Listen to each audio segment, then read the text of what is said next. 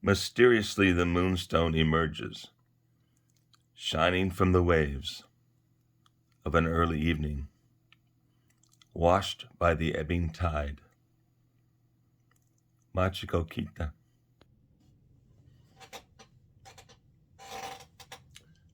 That poem I just read, I keep on the wall up there because I think it perfectly describes the process of counseling when it's successful. I put it down low here so you could see it better. Hello, everybody.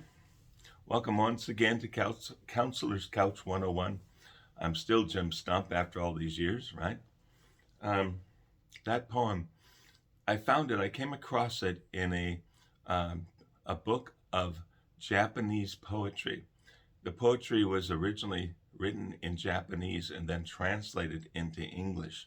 When I saw that translation, it just struck me powerfully, and I recognized the process, this process here of things being revealed over time. That's what happens in counseling, right? And it's a mystery. It always is. It's like everybody's different. Everybody has a different set of history, a different set of beliefs, a different set of experience through which they funnel all their decisions in the current time, right? And if we're making decisions that we're not happy with, we can rethink the process that by which we make those decisions. And that's how things improve. We start recognizing our own processes and our own patterns and make alterations where we think they're going to help us in the future, right? But that whole idea, mysteriously the ideas emerge as we talk about things. And it's slow. It's like a set of veils or a thin film over a subject. And we're trying to gently brush away all the debris in front of the issues that are significant. And so we can get at what's really going on and see the root of everything. And like I say, make changes that we want to get a better result. So we go through these things. The wave comes up. A wave is like each session of counseling. We come up, we examine the issue again. It's the same issue. It's always the same issue. And the issue is, who are you and why do you do what you do, right? That's always the issue for every client. Different aspects, different history, different background, different everything, but the process is the same. Why do you do what you do? What don't you like about it, and how are you going to change it, right? Each session washes over that and reveals a deeper layer of the sentiment that's covering up the core issue, right? Down to the bottom. And eventually, it says, washed by the ebbing tide. It's like over time, it takes time to do this stuff, right? It doesn't happen miraculously overnight or over one session if we're going to get to the deeper issues and the deeper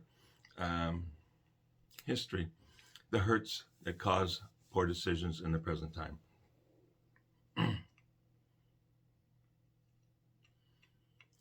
But you see, relationships are the same way. That's what struck me. It's the same thing. You can marry someone, but you don't know them. It takes time. It takes experience.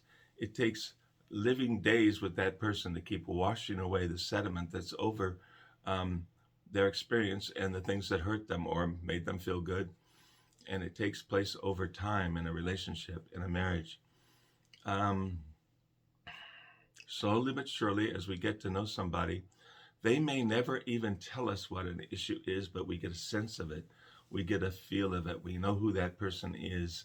We know how they will react in any type of a particular situation.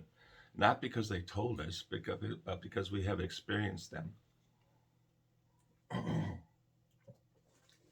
We have experienced them. We have a real good idea what sets them off, what triggers them into some sort of negative reaction, what triggers them into positive reaction. Takes time. We never really know the person we're with, the partner, the friend, the spouse, the whoever, except through time. We may never know all of a person. We can know a lot about them. We can know a lot about their surface behavior. We might not know what drives that surface behavior, right? It takes time. That's why the poem struck me. It just so perfectly captures it. And another thing I noticed, it's the same thing with life. I've noticed people, I've talked to people who, at the latter stages of their lives, have taken a completely different view as to the world and their behavior and their history and their being in the world and in these relationships. Completely different view. And they say something like, how could I have ever been so stupid to do the stupid things that I did? Now, that's not to mean that they did anything horrible. It's just that maybe it wasn't as mature as it might have been. It wasn't as helpful and supportive as it might have been because we didn't see at the time. We are often, well, actually, human beings are born with a self-centeredness. We don't know anything else when we're babies and infants, but the body that we're in and the people who come around us is to support us, right? But we know the body that we're in and we want to please that body, which is to say maybe we want food or drink, or maybe we want a toy, something like that. We recognize that and we go after it. What we're not recognizing as infants is the effect it might be having on some other infant. When you take that person, the infant's milk bottle away or the toy or whatever it is, we're not recognizing the effect we're having on others at that time. As we grow and mature, hopefully we do begin to recognize the effect we're having on other people. And we decide that we want to support them and benefit them and be a good influence in our lives. So we might change our behavior. We begin to understand things differently. We begin to develop a bit of empathy for other folks, right? That all makes sense. But then to look back on your life and say, how could I have been so stupid to have done the things I did? And usually what that means is, how could I have been so naive as to hurt people I love? That's often what that means. How could I have treated my wife that way? How stupid that was. How unkind. How could I have treated my children that way? And what's the difference? Is the difference experience? You know, they've come through life. We've experienced what it feels like to be on the receiving end of the type of behavior that we're finally recognizing in ourselves, right? It has always been a marvel to me that it would take people a lifetime to start thinking that way, to start recognizing a broader view, a broader scope of their behavior in the world. It's just fascinating, but it seems to be the way human beings were designed. It takes us a lifetime to understand ourselves, maybe, and our own motivations, let alone try to understand anyone else's. I think about all this stuff and I marvel that any relationship, any marriage could succeed and be a happy one, because there's so many variable aspects to it. What's going on in the partners individually, and as the partners as a couple, and as the partners as they have children and relationships with their family members, and et cetera, et cetera. There's so many elements going on at the same time. How can anyone be successful? Some people do, and they're extremely lucky. They're lucky because they found someone that they could grow with and achieve self-awareness with, and achieve awareness of the other with, someone who's willing to take that journey and go with you. It's really rare, I think. So often I see couples who have achieved a sort of a stasis. They're staying in the relationship. They like their family. They like their kids and grandkids. They like their relatives. They like family gatherings and 4th of July picnics and all that. But they're not necessarily in that flush of first love. It sort of disappears. It wanders away over time. And if the relationship is successful, a different kind of a deeper love comes over time. And we appreciate the person in a whole different, deeper way. That's what we discover as we live a life with them. And hopefully that's what we're looking for in a successful relationship. But it takes time, washing away the sediment, the debris over the core issues. And there's another one too here that stands out to me in this poem. It says moonstone. I don't know if you've ever collected moonstones. I've collected many in my life. I used to love them as a kid. I'd fill jars up with them. But a moonstone sort of suggests the moon. And what is the moon but the sister to the sun that provides light in the darkness?